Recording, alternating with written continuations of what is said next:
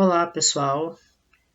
Nós iremos abordar em nossa aula sobre a biologia de algas e protozoários.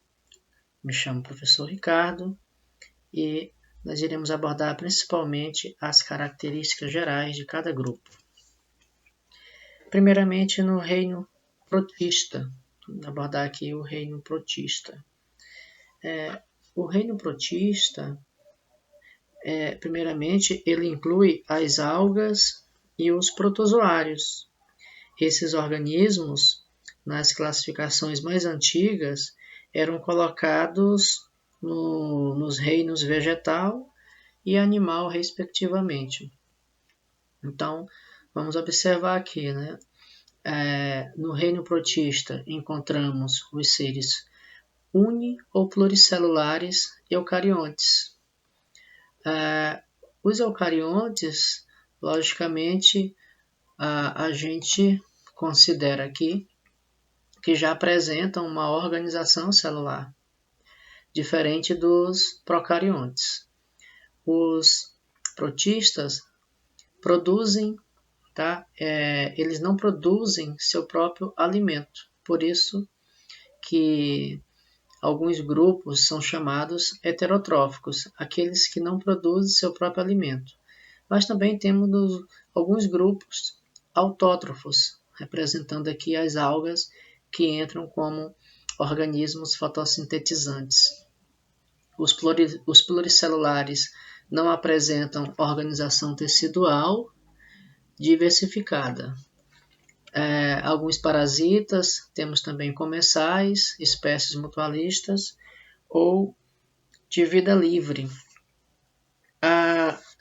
Uma coisa interessante, assim, a semelhança e diferenças entre algas e vegetais, né?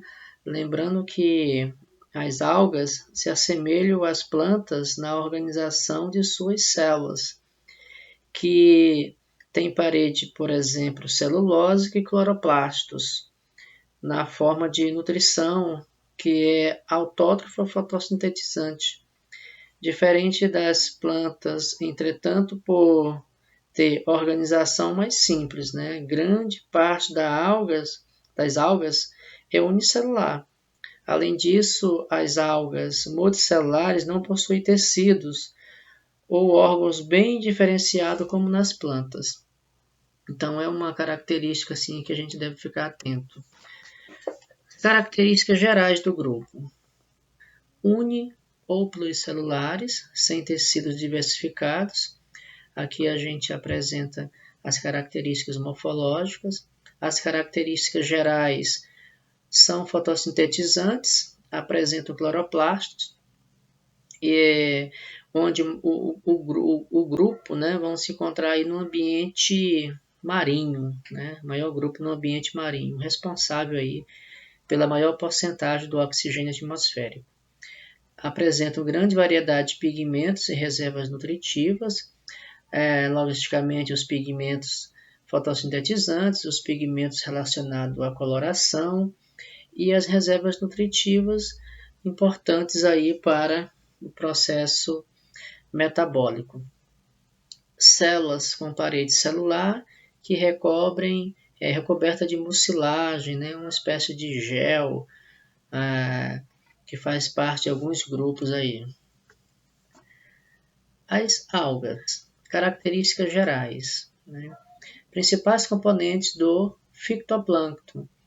Pessoal, o fitoplâncton se divide, aqui no caso, nós temos os plânctons, e os plânctons se dividem em fitoplânctons e zooplânctons. Então, aqui, fitoplâncton é uma parte, né, da comunidade aqui presente, representante das algas. Grande importância nutritiva, ecológica, cosmética, médica e industrial. Também podemos ter representantes aqui de vida livre ou em simbiose.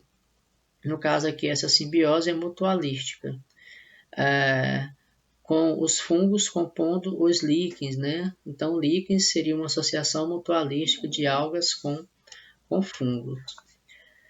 Característica dos grupos, aqui é só apresentando um aspecto morfológico, macroscópico e microscópico de algumas algas. Aqui as crisófilas, diatomáceas, aqui as clorófilas, as pirrófilas, a uva clorofícia, a volvox clorofícia, sargaço feofícia.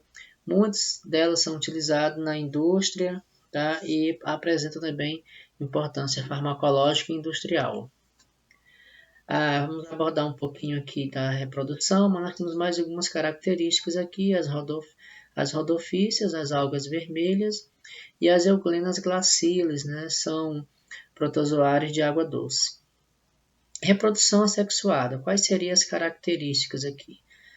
Muito comum nas unicelulares, né, nas algas, geralmente elas desenvolvem essa reprodução por divisão binária, chamada de cisparidade. Então, célula-mãe se divide em duas células iguais às filhas.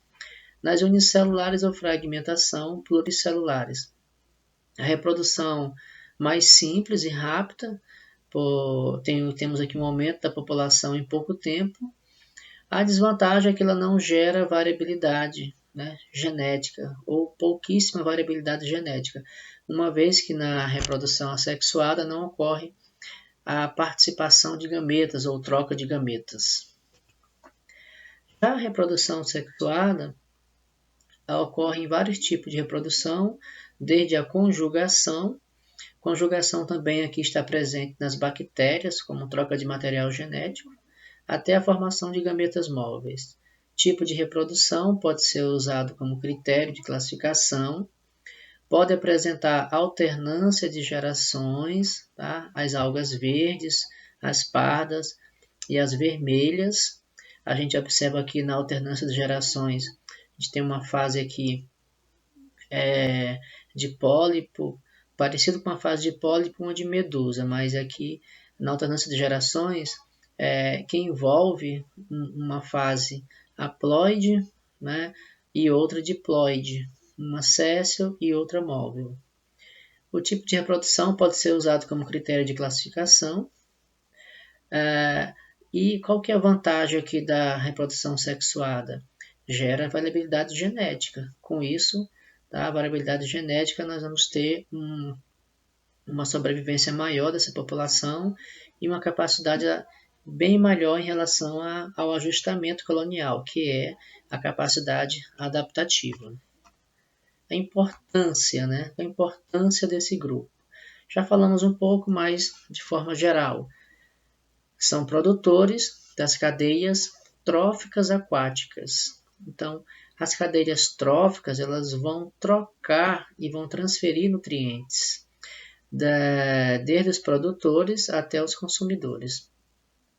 São as maiores responsáveis pela reposição do oxigênio atmosférico, que é consumido periodicamente pelos seres vivos. Então, tem essa importância do maior grupo fotossintetizante, são as algas, encontram-se nos oceanos, né? Às vezes, a mídia enfoca muito a Amazônia como o pulmão do mundo, o pulmão do planeta. É um equívoco, tá? Porque a maior quantidade de oxigênio vem dos oceanos e não das florestas. No entanto, as florestas têm sua importância porque elas funcionam como refrigeradores naturais e amenizam também a temperatura, né? As árvores elas sequestram o carbono, reduzindo então a quantidade de calor. Elas amenizam essa temperatura, tem a sua importância também. Também lembrando que na floresta ocorre o ponto de compensação fótico, onde a quantidade de oxigênio liberado é a mesma quantidade de oxigênio absorvido, assim como o gás carbônico se equilibra. Outra importância é o valor nutritivo em proteínas, vitaminas e sais minerais, produção de argar utilizada em indústrias alimentícias e na confecção de meios de cultura para fungos e bactérias em laboratórios. Uma importância aqui econômica e industrial, produção do alginato polissacarídico produzido por algas pardas, utilizado em produção de sorvetes, tá? Então aqui entra na indústria alimentícia, cosmético, aqui já entra na indústria, vamos dizer assim, tanto na parte farmacológica como industrial, na área da saúde, tá? Como massas de modelagem, aqui também na área da saúde. Formação do diatomito, rocha sedimentar que apresenta grânulos minerais e carrapaças de diatomáceas. Aqui temos aqui o composto molecular, né? A sílica, que pode ser utilizado em construções, filtros e pulverizado como polidores de metais em cremes dentais. Participam de fenômenos como a maré vermelha e são importantes nos processos de eutrofização. A eutrofização, muito, né?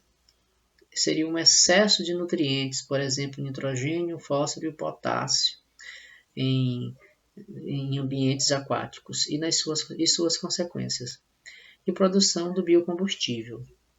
Então as algas aí são representantes de grande importância no aspecto ecológico, industrial, farmacológico, na saúde. Agora vamos abordar o grupo dos protozoários, né? Vamos falar aqui um pouquinho desse grupo, que também tem a sua importância, tanto do ponto ecológico, como do ponto, vamos dizer assim, dentro da área da medicina, que é aqueles grupos que causam doenças, tá? Bom, pessoal, de forma geral, o conceito de protista tem motivado muita divergência, né? Entre os autores de livros de biologia de forma geral.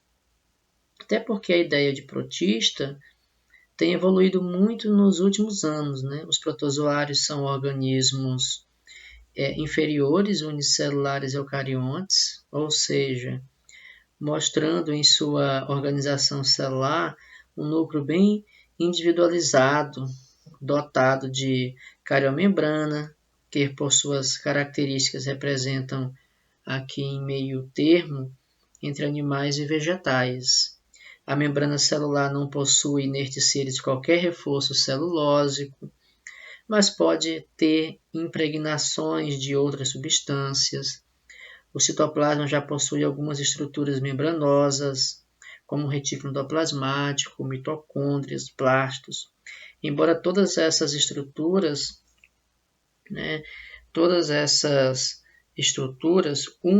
sempre estejam presentes no meio do organismo. Alguns são autótrofos fotossintetizantes, outros são heterótrofos. A maioria, entretanto, é portanto de organização de locomoção, como os flagelos, cílios, pseudópodes.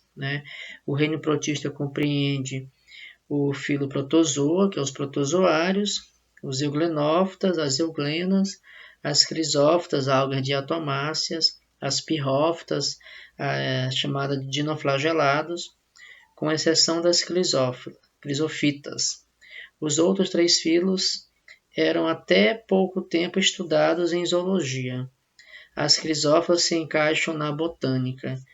E então nós iremos estudar os protozoários com enfoque nas suas características gerais, morfologia, fisiologia e reprodução, além das doenças causadas por esse grupo, as principais. Os protozoários, então, assemelham-se aos animais quanto à organização interna de suas células, quanto à nutrição, que é heterótrofa ou heterotrófica, uma vez que não produzem seu próprio alimento. Mas difere dos animais, tá? Difere dos animais, porém, por serem unicelulares. Características gerais. São seres unicelulares e exclusivamente heterotróficos. Não produzem seu próprio alimento. Apresenta estrutura de locomoção muito variada, sendo o principal critério de classificação desse grupo. Pode ser de vida livre, aquático, ou ainda apresenta relações ecológicas com outros seres. Aqui o exemplo é a simbiose. Então, alguns grupos, nós temos aqui representantes de paramécios, grupos de ameba. Aqui nós temos os ciliados e os esporozoários. Bom, a diversidade dos protozoários, mecanismo de locomoção.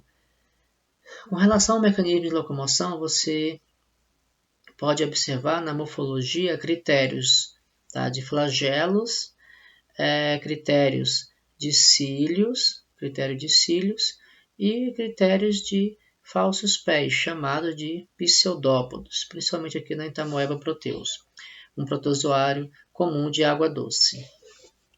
A fisiologia. Aqui é para mostrar o aspecto metabólico de nutrição dos protozoários. Tá? Então, por exemplo, aqui nós temos a fisiologia mostrando a entrada e saída de substância, com o aspecto aqui da plasmocitose. Tá?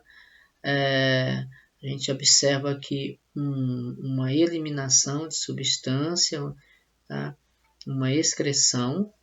Aqui nós temos o processo da digestão, as partículas alimentares através da fagocitose, englobamento de partículas sólidas, o fagossomo, que são as vesículas digestivas aqui para esse lisossomo, digestão intracelular. Então essas substâncias vão sendo absorvidas e eliminadas. Então, a plasmocitose, também chamada de exocitose, ela vai estar eliminando as substâncias que foram absorvidas por esse representante de protozoário, e esse protozoário absorve aquilo que é de interesse e elimina, no processo de plasmocitose, aquilo que não é de seu interesse ou as substâncias tóxicas. E aqui uma imagem de um paramécio, mostrando aqui a sua morfologia geral, os vacúolo contrátil. Aqui nós temos os micronúcleos, o vacúolo digestivo, novamente aqui o vacúolo contrátil, importante para o processo de controle de água, o citopígio, vesículas digestivas, vacúolo alimentar, citóstoma, o sulco oral, micronúcleo e outras partículas alimentares. Tá? Seguindo, classificação dos protozoários, principais filos. Bom, aqui nós temos os pseudópodes, representando aqui os protozoários de vida livre, as amebas. Aqui nós temos os zoomartigóforos flagelados, vida livre marinhos, solos úmidos ou parasitas. Os parasitas são de interesse médico, uma vez que causam doenças. Tripanossomos e as giardias, por exemplo, Trypanosoma cruzi, tá? Causador da doença de Chagas. Os ciliófilos, ciliados, estrutura de locomoção, cílios, são de vida livre e poucos parasitas, o paramécio e as vorticelas. E os esporozoários, estrutura de locomoção ausente, parasitas intracelulares, aqui o plasmódio e o toxoplasma. Bom, aqui nós temos a reprodução sexuada, mostrando uma célula mãe se divide por estrangulamento do citoplasma e forma duas células filhas, chamada de divisão binária. A reprodução aqui, outro grupo, a reprodução dos protozoários, a esquizogonia, tá? Mostrando aqui um outro tipo de reprodução.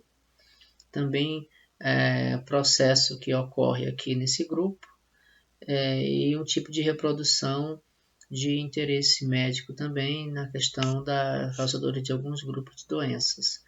Aqui a reprodução sexuada, que ocorre a troca, tá? Troca de material genético, a conjugação, troca de material genético.